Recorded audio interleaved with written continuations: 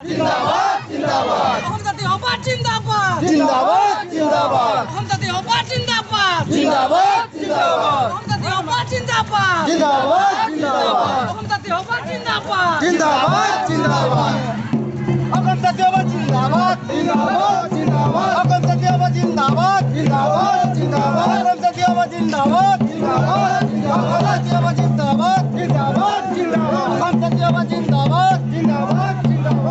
सत्यवाद जिंदाबाद जिंदाबाद जिंदाबाद जिंदाबाद जिंदाबाद अकम सत्यवाद जिंदाबाद जिंदाबाद जिंदाबाद अकम सत्यवाद जिंदाबाद जिंदाबाद जिंदाबाद अकम सत्यवाद जिंदाबाद जिंदाबाद जिंदाबाद अकम सत्यवाद जिंदाबाद जिंदाबाद जिंदाबाद अकम सत्यवाद जिंदाबाद जिंदाबाद जिंदाबाद जिंदाबाद हबाद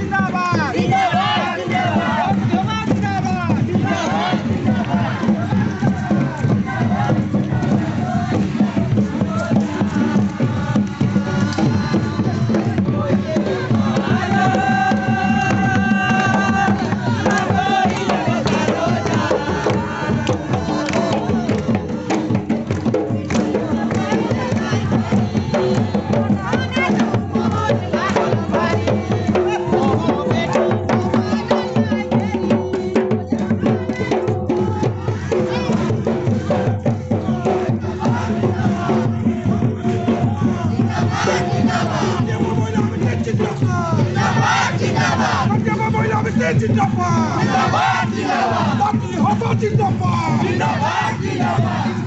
अहमदाती हबाद जिंदाबाद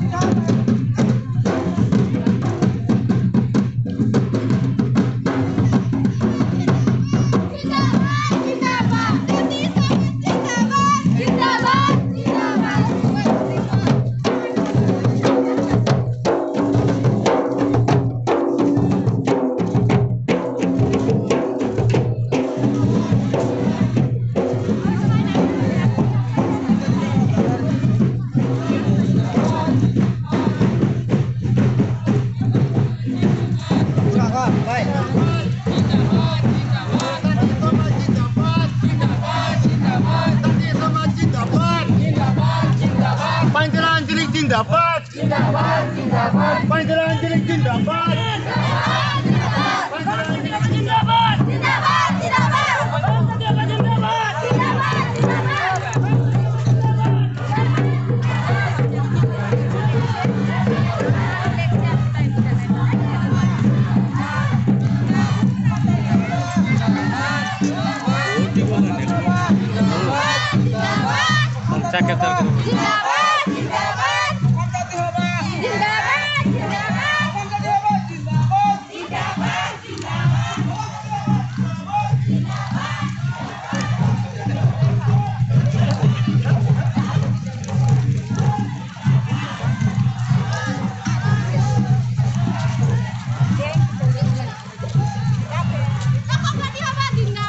जिंदाबाद অসম জাতীয়তাবাদ জিন্দাবাদ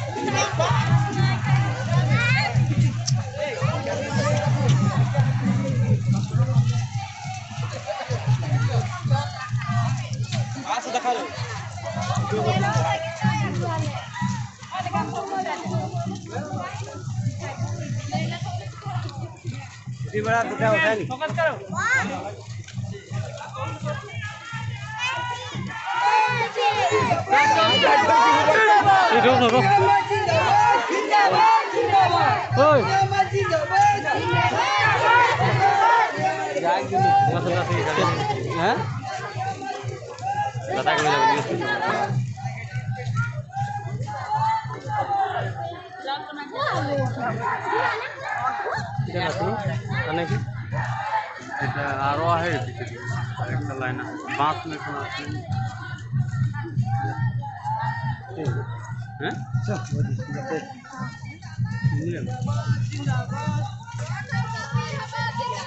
জিন্দাবাদ জিন্দাবাদ অসম জাতীয়তাবাদ জিন্দাবাদ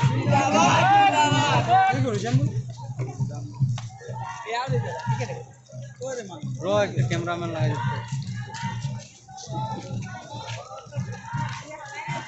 হলো না হয়ে গেল একদম